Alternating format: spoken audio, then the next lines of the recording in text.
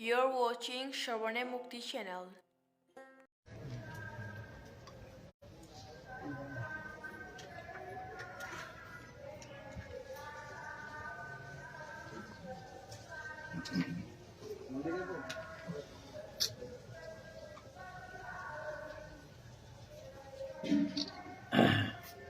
हमारे आलोच्य विषय चल रहा है पतित पावन कलिजुग अवतार पूर्ण ब्रह्म सनातन अखिल रसामृत सिंधु श्री कृष्ण चैतन्य महाप्रभु के जीवन चरित संबंध में किंचित दिग्दर्शन करने का प्रयास कर रहे हैं। भूल भ्रांति हो तो क्षमा कर दीजिएगा, क्योंकि भगवान के जो जीवन चरित है, भगवत भक्तजनों के जो जीवन चरित है, ये मन बुद्धि के अगम्य विषय है। देखने में लगता है प्राकृत जैसे, मनुष्य जैसी लीला, कोई विशेषता कभी कभी खो जाता है। ऐसा लगता है जैसे एक साधारण मनुष्य है। भगवान का भोग लगता है, प्यास लगता है, भगवान झगड़ा करते हैं, भगवान कलह करते हैं, भगवान घमंड करते हैं, भगवान क्या क्या नहीं करते हैं, है ना। तो कभी कभी प्राकृत साम्य आ जाता है, साम्य दृष्टि, प्राकृत साम्य दृष्टि। जैसे साधारण मनुष्य में जो विचारधारा, बुद्धि, विचार, क्रिया आ जाती है, कभी कभी भ्रांति आ जाती है ना। लेकिन भगवान ऐसे नहीं, भगवान तो लीला करते हैं। नरो लीलावत कैवल्यम, भगवान जो करते हैं ये लीला। लीला माने एक नाटक। प्राकृत मनुष्य जैसे भगवान लीला करते हैं, भूल में जाते हैं, भूल जाते हैं अपने भगवत्ता, भूल करके एक साधारण मनुष्य प्राय ऐसे लीला प्रकटन करते हैं। कभी कभी किंचित भगवत्ता का प्रकाश हो जाता है, तो कभी कभी मुग्ध नरवत जैसे दिखने में लगता है, साधारण, अति साधारण। तो ऐसे महाप्रभु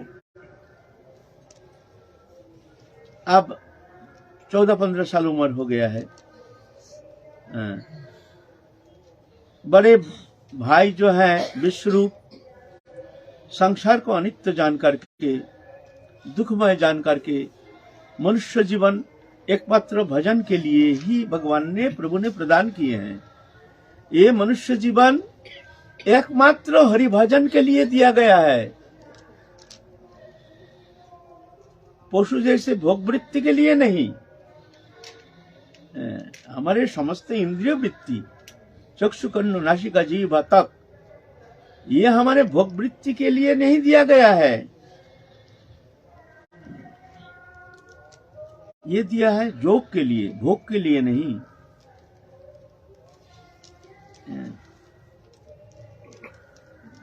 निधेय मध्यम सुलभं सुदुर्लभं प्लवकं प्लवं सुकल्पं गुरुकर्णधारं मयानुकूलेन नभश्यतरितं पुमान् भवब्दिग्न तरित स्वात्मः। ये नरतनु है एक प्लव माने नाव जैसे, समुद्र में जैसे पार करने के लिए नाव की जरूरत होती है, ऐसा ही भवसागर पार करने के लिए मानव शरीर रूप एक नर तनु, ये है नाव जैसी एक नाव। इस नर तनु के द्वारा ही तुम ये भवसागर पार लगा सकते हो, और दूसरा कोई उपाय नहीं है। लाख प्रयत्न करो, देवता लोग भी तरसते हैं हमको ये भारत भूमि में एक मानव तनु मिल जाए, लेकिन हम भ्रमित होकर के हमारी बुद्धि, विचार, ज्ञान जो भी भगवान ने सृजनी शक्ति के द्वारा बड़ी सुंदर, रचनात्मक, अति सुंदर, निपुण रूप से एक मानव तनु निर्माण किए हैं भगवान, उनके अंदर बुद्धि, ज्ञान, विचार दे करके ठोस ठोस के भर दिया है। और हम उस बुद्धि, विचार, ज्ञान को दुरुपयोग करते हैं। हम लगा रहे हैं कहाँ? भोग वृत्ति में, उसका दुरुपयोग कर रहे हैं। मंद बुद्धि, मंद भाग्य, दुष्ट मन, अमार्जित इंद्रिय वृत्ति, असंयमित इंद्रिय वृत्ति, हमारे जो प्रयोग है ये दुरुपयोग हो रहा है। लेकिन भगवान ने प्रदान किए हैं ये समस्त इंद्रिय वृत्ति कोई ये अगर तुम जोग में लगाओगे तो ये अमृत फल फलेगा। तो ये मानव तनु ये साधारण नहीं है। भगवान इसलिए आते हैं जुग जुग में, उनका ही सत्ता है ना उनको चेतन कराने के लिए। तुम क्यों ये संसार चक्र में भ्रमित होकर के एक शरीरधारी बन करके 84 लाख जोनि में शरीर परिवर्तन करते करते तुम भ्रमित हो रहे हो, भूल गए हो अपना स्वरूप, भूल गए हो अपनी स्थिति, भूल गए हो तुम कहां से आए हो, भूल गए हो तुमको जाना है कहां। तो भगवान आते हैं चेतन कराने के लिए, उनका ही सत्ता है। भगवान चाहते हैं सब जीव हमारे पास आ जाए, दुखमय सागर में भ्रमित हो रहा है तो भगवान कृपा परवश होकर के उनकी चेतन सत्ता को जगाने के लिए अमृतलोक के संदेश लेकर के आते हैं और अपने पार्षद जो है सब धारक वाहक होकर के अमृत लोक के संदेश लेकर के वो संदेश सबके भीतर प्रवेश कराने के लिए वो लोग लीला विनोद करते हैं, तत्सहित आनंद लीला वर्धन करते हैं। महाप्रभु ऐसे बाल लीला कर रहे हैं।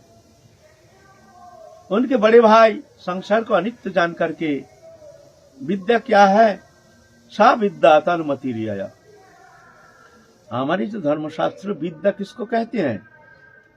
विद्या माने हम लोग जो स्कूल कॉलेज में जो पढ़ते हैं ना, जो भी विद्या है हम इसको विद्या नहीं कहते, इसको कहते अविद्या। अविद्या क्यों ना, ये विद्या जो है ये आत्मा को भ्रमित करके मोहित करके अध्यात्म बुद्धि को दृढ़ करके उसको संसार चक्र में ले जाता है। उसका जो चेतना शक्ति वो लुप्त हो जाता है, ढक जाता है। ये भौतिक विद्या। लेकिन विद्या माने आत्मविद्या। वो विद्या क्या है? सा विद्या तन्मति रिजया। जिस विद्या भगवत चरण में मोती उत्पन्न होती है वो है विद्या, और सब अविद्या वो है हमारे उपासना आराधना। हमारे धर्मशास्त्र बताते हैं जो भगवत भजन ही मनुष्य जीवन का एकमात्र सार है। सा विद्या तन्मति रिजया तत्कर्म हरितोषं। और कर्म क्या है? हरितोषं, जिसमें भगवान प्रसन्न होते हैं वो है विद्या। और हरितोषं माने जिसमें भगवान प्रसन्न होते हैं, उनके प्रसन्नता के लिए जो कर्म किया जाता है वो कर्म है कर्म। बाकी कर्म है अकर्म, बंधन का कारण। वो कर्म संसार चक्र में फंस करके बंधन का कारण बन के जीव को संसार चक्र में। सा विद्या तन्मति रिजया तत्कर्म हरितोषं। भगवत प्रसन्नता के लिए कर्म होनी चाहिए। अभी युग प्रभाव, काल प्रभाव, पाश्चात्य शिक्षा के होड़ चल गया है।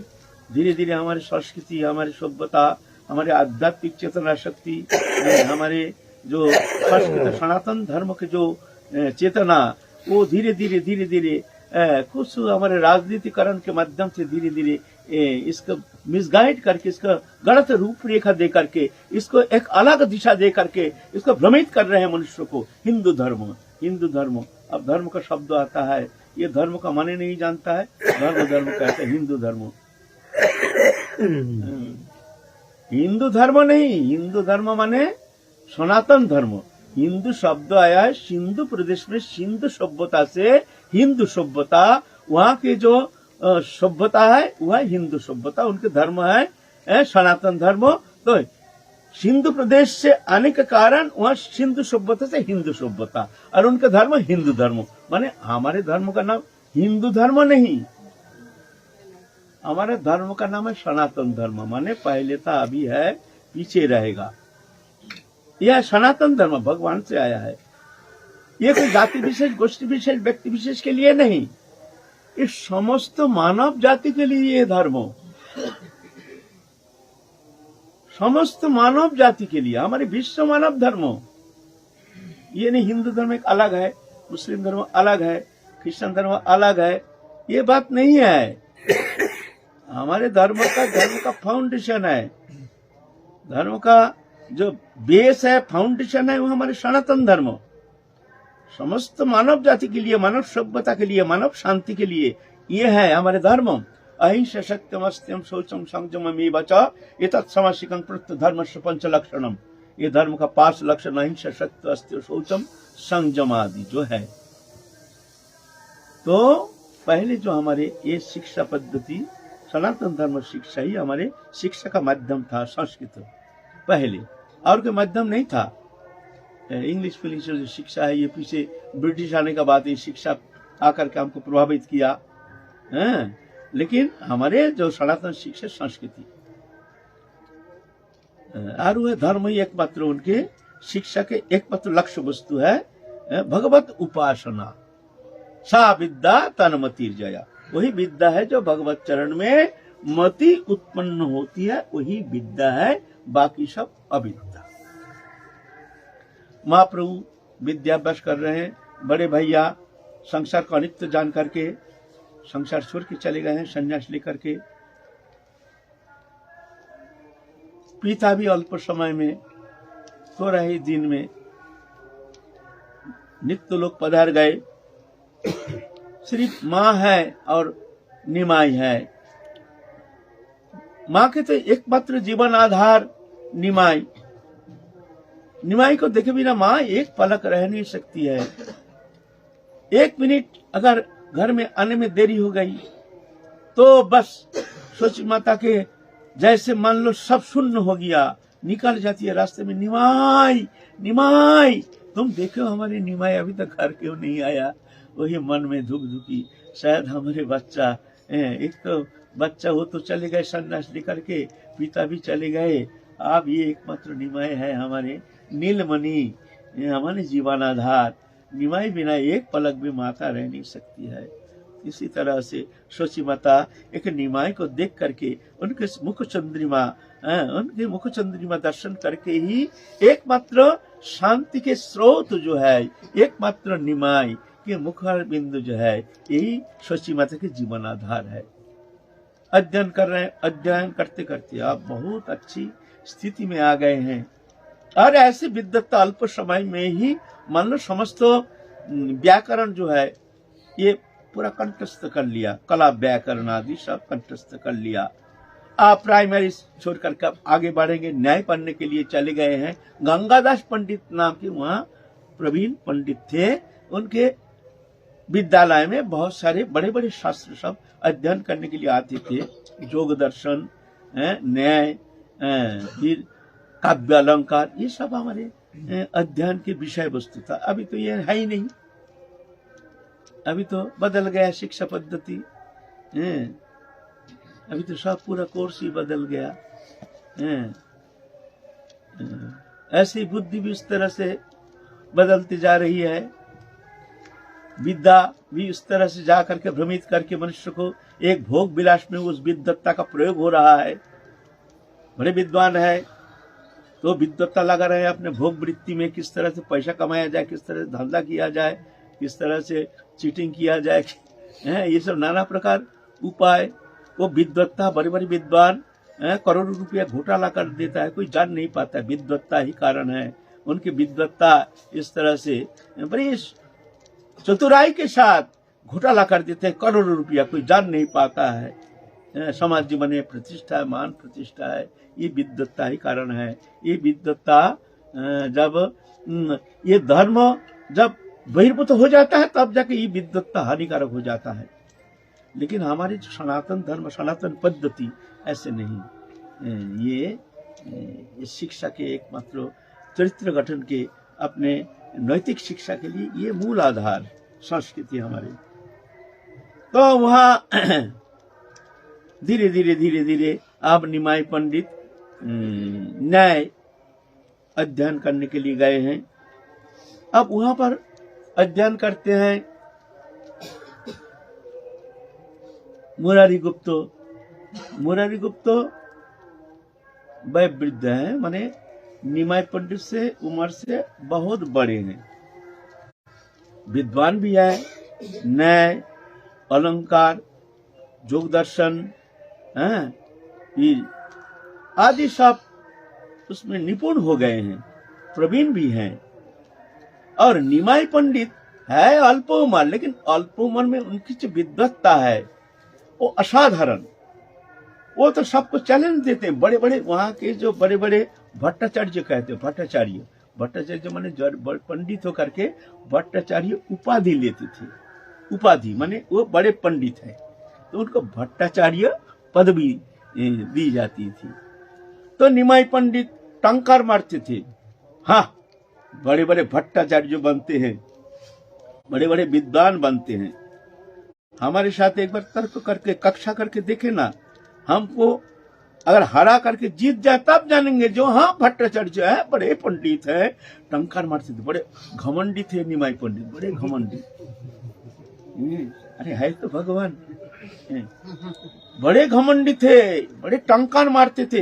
है उम्र में 15-16 साल, लेकिन बड़े बड़े भट्टाचार्य पदवी लेकर के जो बड़े अध्यापक बन गए हैं उनको चैलेंज देते थे। और कभी कभी कोई चैलेंज अगर स्वीकार कर लिया, मान लो उनको पानी पिला देंगे, पानी पीना ही पड़ेगा, आखिर में हार स्वीकार करके जाना पड़ेगा। ऐसे शब्द बाण, ऐसे ऐसे कहां से कैसे शब्द लेकर के उनको फाकी कहते हैं। ग्रामर में, ग्रामर माने वही व्याकरण में ऐसे फाकी है, उसका बहुत सारे पद्धति है। ये फाकी लेकर के ऐसे प्रश्न करेंगे जो वो मुंह बंद हो जाते थे।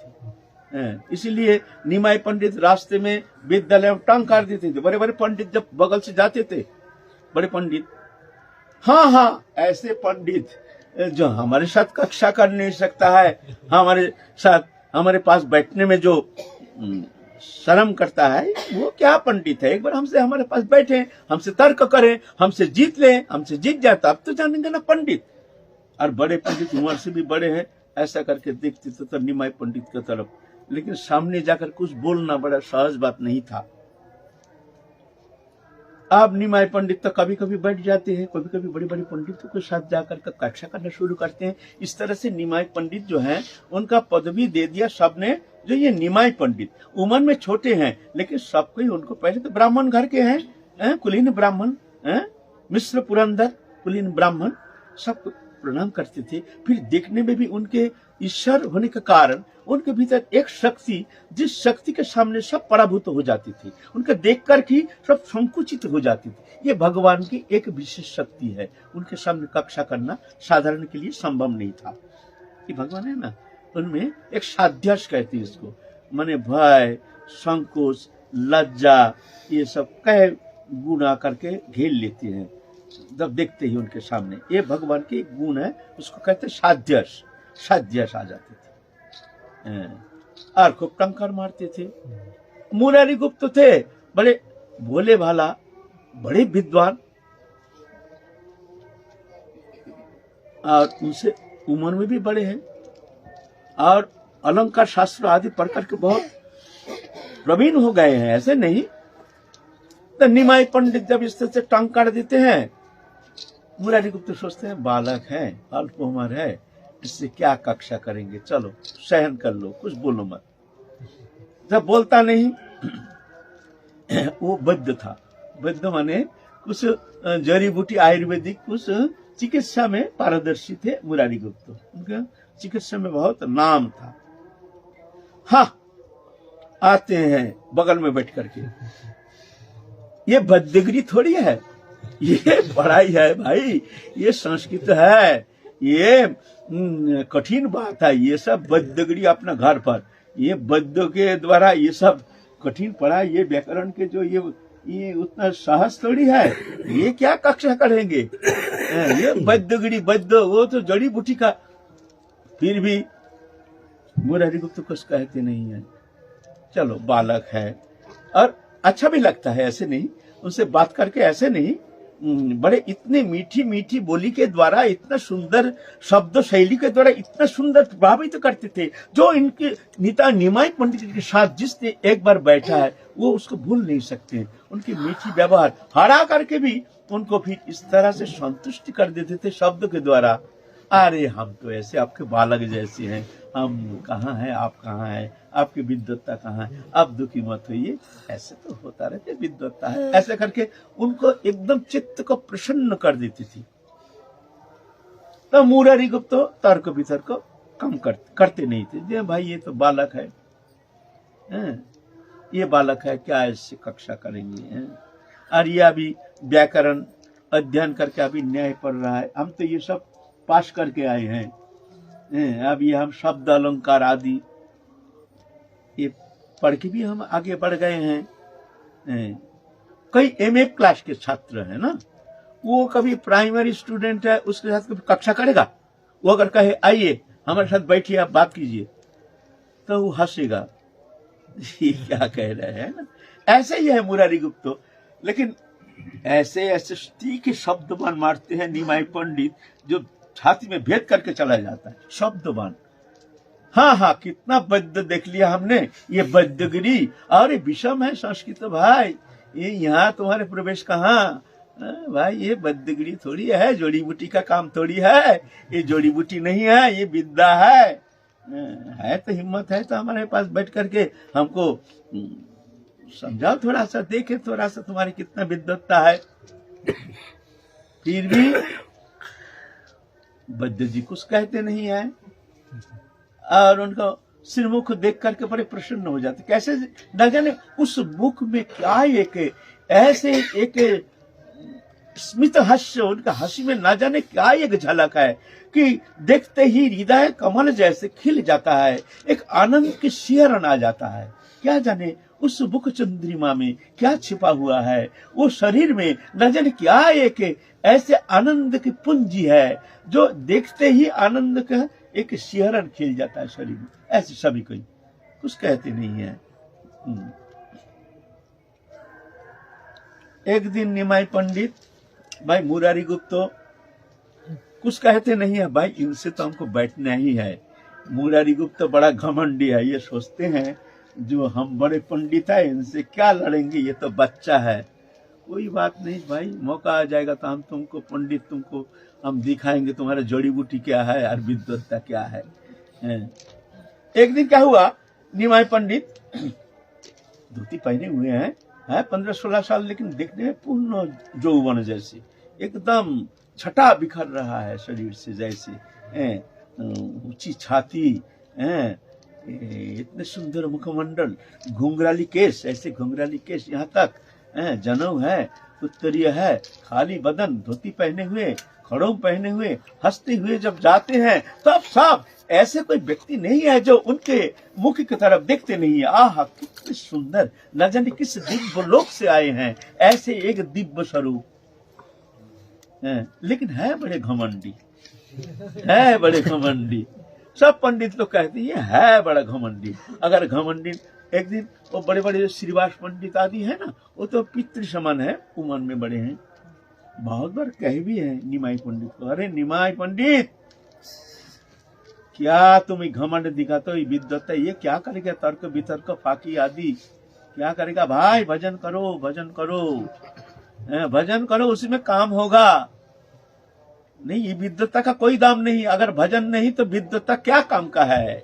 जो विद्वत्ता भजन नहीं कराता है, जो विद्वत्ता हमारे हरि भजन में मन नहीं लगता है, जो विद्वत्ता भगवत चरण में हमारे मन नहीं लगता है, वो विद्या क्या विद्या है, वो तो अविद्या है, वो विद्या क्या काम का है ना। तो निमाई पंडित कभी कभी हंसते हैं, देखिए पंडित जी आप देख लेना, एक दिन हम ऐसे पंडित बनेंगे ना, इतने बड़े वैष्णव बनेंगे, देखना उस दिन ब्रह्मा शिव आदि आकर हमारे चरण में लौटेंगे। अरे राम राम राम राम राम राम राम राम, घमंड का एक सीमा है, राम राम घमंड करते भी ऐसे, ये वैष्णव का ये शब्द है, राम राम राम राम राम, क्या सुन लिया। नहीं निमाई पंडित जो कर रहे करो भाई, करो भाई, नहीं जरूर। और निमाई पंडित ऐसे टेढ़ी नजर से एक बार मुस्कान दे करके उनका हृदय को मोह करके चल देते हैं, ऐसे शब्द करते हैं। जो देखना एक दिन हम ऐसे वैष्णव बनेंगे, देखना उस दिन शिव महेश तब आ करके हमारे चरण में लूटेंगे। ये भी, इसमें भी घमंड, वैष्णवता में भी घमंड, कोई कुछ कहते नहीं है। एक दिन और बड़े चंचल है, अल्प उम्र है ना, नवीन उम्र है, फिर विद्वत्ता में ऐसे प्रवीण है। एक दिन रास्ते में जा रहे हैं, और मुरारी गुप्त दूर से आ रहे हैं। आप निमाई पंडित सोचा आज हम हाथ पकड़ के रख देंगे, हमसे ये कभी तर्क करता ही नहीं है, इसको हम तर्क करा के छोड़ेंगे। आज तुम कहाँ जाओगे? मुरारी गुप्त आज तुमको हम मजा चखाएंगे, तुम बड़े विद्वान हो। तो निमाई पंडित को देख करके आप मुरारी गुप्त सोचते हैं भाई ये तो हमारा हाथ पकड़ लेगा जरूर, और फिर तर्क वितर्क करेगा। हमारा तो तर्क वितर्क से क्या लेना देना है, हमारा काम है, बहुत काम है, और ये अल्प हमारा नवीन उम्र है, क्या करना। तो क्या कि एक दीवार के किनारे में छुप गया चुपचाप, जब वो निकल जाएगा फिर हम निकल के चल देंगे। क्या बेमतलब का तर्क वितर्क ऐसे, अरे कटाक्ष ऐसे शब्द प्रयोग करेंगे हमको ये करने के लिए, उत्तेजित करने के लिए, जिससे क्रोधित होकर के हम उनसे तर्क करेंगे। क्या जरूरत है, जाने दो। तो एक दीवार का आड़ में ऐसे छुप गया चुपचाप, वहां से निमाई पंडित निकल जाएगा, फुट करके हम चल देंगे। निमाई पंडित देख लिया दूर से, दीवार के किनारे में छुप गया। अच्छा, बहुत होशियार है निमाई पंडित। तो निमाई पंडित दो एक शिष्य को लेकर के चल रहे हैं। आप वो दीवार के किनारे जाके चुपचाप खड़े हो गए निमाई पंडित। आप मुरारी गुप्त सोचे देखो बहुत समय हो गया, शायद चल दिया होगा, शायद चला गया होगा। ऐसे दीवार के किनारे से ऐसा करके मुरारी गुप्त पकड़ लिया पकड़ लिया पकड़ लिया, हाथ पकड़ लिया, बड़े जम के पकड़ लिया। आप मुरारी गुप्त देखते हैं भाई आज तो बुरी तरह से फंस गया, बुरी तरह फंस गया। हंस दिया, टेढ़ी हंसी, टेढ़ी हंसी, एक सीधा हंसी होता है, एक टेढ़ी हंसी। टेढ़ी हंसी हंस करके, आज तुम हमसे कक्षा किए बिना हम तुमको जाने नहीं देंगे। तुम बद्दगिरी करते हो, ये बद्दगिरी है नहीं, ये संस्कृत है, ये विद्या है। तुम ये नहीं सोचना जो तुम बहुत बड़े विद्वान हो गए हो, आज हमसे कक्षा करके हमको हरा के तुमको जाना पड़ेगा, नहीं तो हम तुमको छोड़ेंगे नहीं। बोलकर हंस रहे हैं मुंह की तरफ देख करके।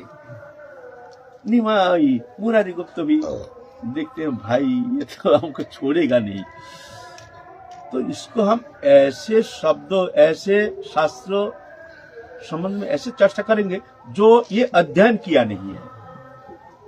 भाई एमए क्लास में जो पढ़े उनके कोर्स अलग, और प्राइमरी का कोर्स अलग। जो प्राइमरी स्टूडेंट है वो क्या एमए क्लास का अध्ययन थोड़ी कर पाता है, वहां पूछते तभी ना वो करेंगे। मास्टर डिग्री है ऐसे थोड़ी होता है, मास्टर ऐसा ऐसा होता है। हाँ बोलो, कौन सा शास्त्र लेकर तुमसे तर्क करेंगे, बैठो। तो एक जगह ऊंची ऐसे चट्टान से था, निमाई पंडित हाथ पकड़ के बैठे, बैठो यहाँ चुपचाप, जाने नहीं देंगे अब तक। बोले ठीक है। अब मुरारी गुप्त को थोड़ा सा क्रोध भी आ गया, ये बार बार ये टंकार मारता है, ये तो अभी हमारी जूनियर है, अभी तो कला व्याकरण पास कर हो करके आप तो आए हैं तो न्याय पढ़ने के लिए, अभी तो बहुत विद्या बहुत बाकी है, अभी शब्द अलंकार आदि जो कठिन कठिन है ये सब। बोलो कौन सा शास्त्र लेकर तर्क करोगे?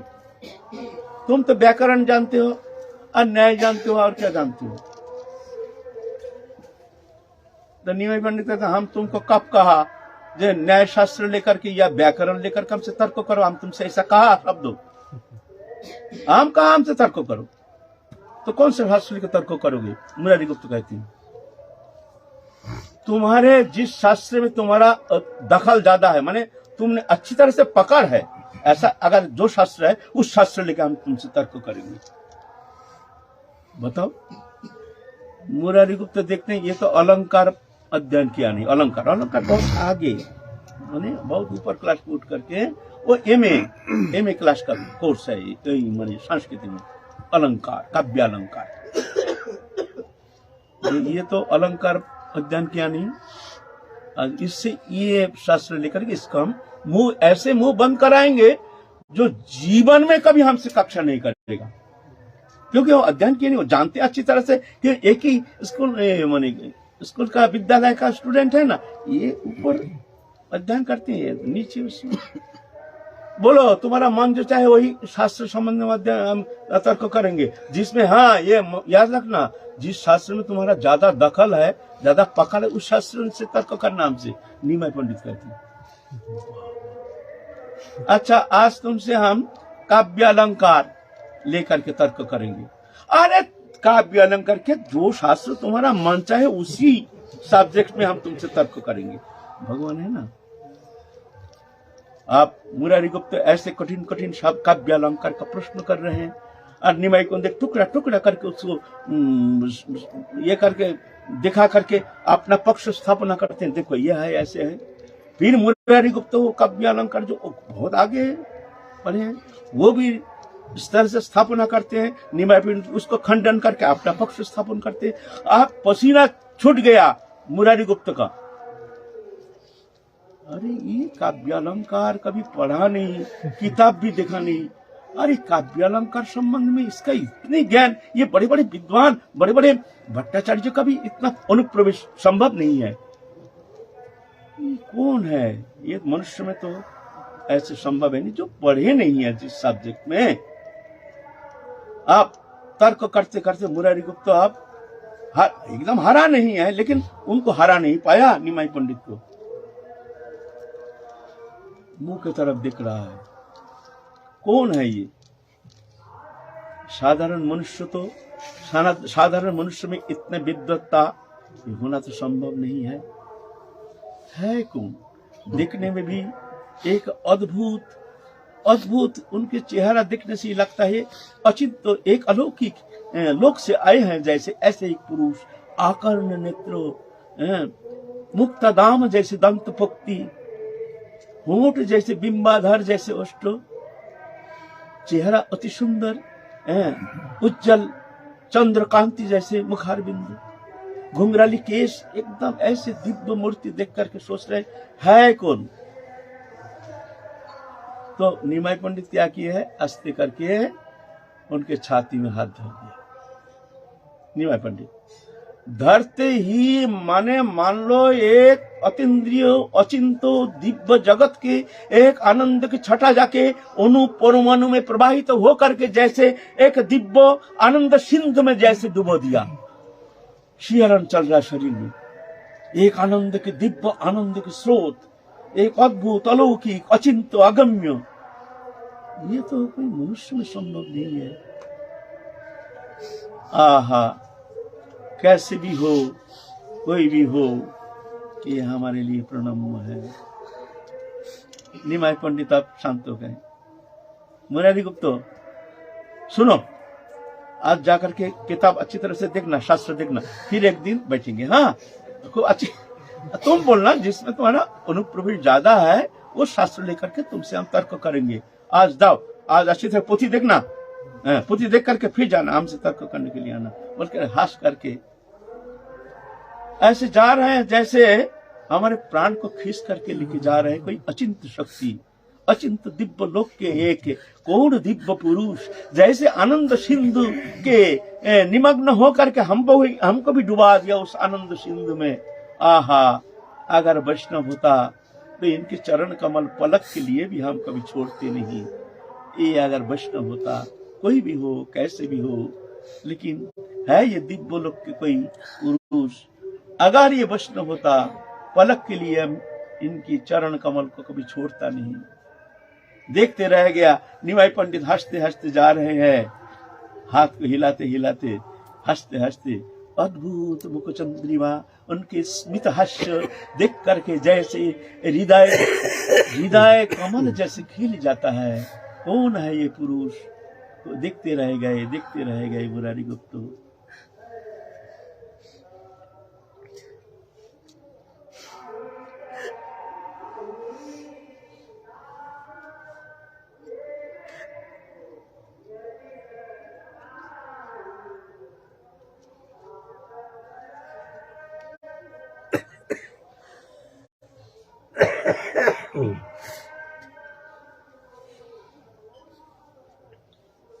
अब निमाई पंडित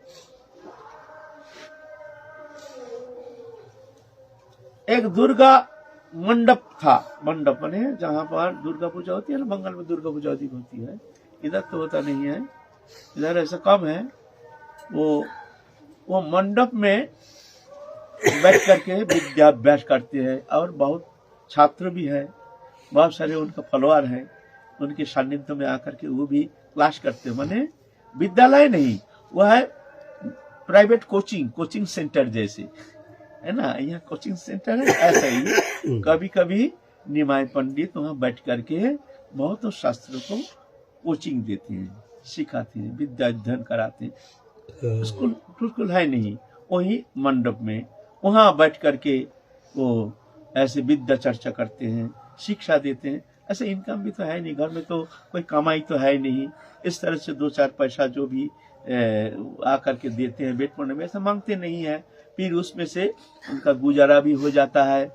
घर में जो दरिद्री है, वो दरिद्री भी आप भगवत कृपा से आप दारिद्र्य भी है नहीं, सब भेंट प्रणामी आकर के देते हैं। निमाई पंडित के यहाँ जब जाते हैं, सब छात्र हैं ये सब भेंट प्रणामी लेके जाते हैं। और जो लक्ष्मीपति जहाँ विराजमान है वहाँ लक्ष्मी की कहीं कमी हो सकती है? ये होती नहीं है ना। पहले बचपन में तो जब ही खाने का कुछ नहीं, पैसा नहीं, कौड़ी नहीं, चावल नहीं, दाल नहीं, निमाई पंडित कहाँ से सोना लेकर के देते थे। मैया ये सोना तो लेकर के तुम खर्चा चला लेना। जब भी कमी आ जाती है तभी जाके सोना कहाँ से ले आते हैं निमाई पंडित। सोची माता सोचती थी कि भाई ये कहाँ से लाता है, कहीं के चोरी वोरी करता नहीं तो कहाँ से सोना कहाँ से आ जाता है। बड़ी चिंता में पड़ गई थी सोची माता। रोज रोज सोना कहाँ, रास्ते में थोड़ी मिलता है। 10 जगह पूछ करके फिर जाके सोना को बेचते थे, देते थे। लेकिन अब ऐसा नहीं, आप तो निमाई पंडित बहुत सारे शास्त्र, बहुत सारे छात्र हैं, वो सब वेट प्रणामी टनामी देते हैं। और बहुत सारे लोग भी बड़े यौतुक लेकर के जाते हैं निमाई पंडित के घर, वहाँ जाके उनके सेवा के लिए देते हैं। आप बढ़िया तरह से निमाई पंडित आप अध्ययन अध्यापना दोनों ही कर रहे हैं, बड़ी सुंदर चल रहे। आगे हम लोग चलेंगे, निमाई पंडित अब क्या करते हैं, क्या लीला प्रकटन करते हैं, हम लोग धीरे धीरे आगे चलेंगे। महाप्रभु के अद्भुत दिव्य आनंदमय चिन्मय लीला, उस लीला रस में हम लोग डूब करके कुछ आस्वादन करने का प्रयत्न करेंगे। आज की कथा ही विश्राम। जय जय श्री राधे।